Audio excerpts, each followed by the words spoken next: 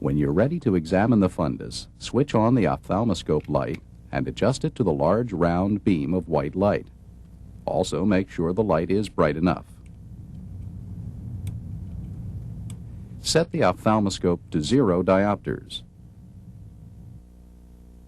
After darkening the room, ask the patient to look over your left shoulder at a specific spot on the wall. I want you to look over my left shoulder. Using your left eye and left hand, examine the patient's left eye. From 15 inches away and 15 degrees lateral to the patient's line of vision, shine the light beam on the pupil. Locate the red reflex, which should appear as an orange glow in the pupil. Note any opacities that interrupt the red reflex. While holding the red reflex in view, approach the patient's eye along a 15-degree line lateral to her line of vision until the ophthalmoscope is close to the eye. Try to find the optic disc by following the retinal vessels toward the place where they converge. Now bring the optic disc into sharp focus by adjusting the ophthalmoscope lens.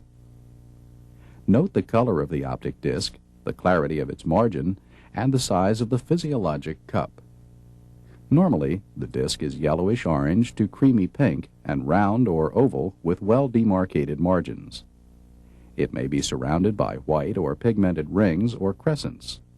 The optic cup-to-disc ratio is usually less than 1:2. Moving your head and instrument as a unit, inspect the retinal vessels and adjacent retina by following the vessels from the disc to the periphery in 4 directions. Note the relative size and color of the smaller, lighter arteries and the larger, darker veins.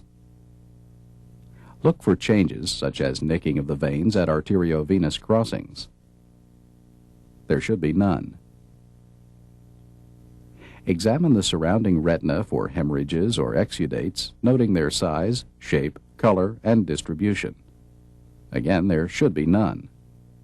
Finally, examine the fovea and surrounding macula by directing your light beam laterally or asking the patient to look directly into the light.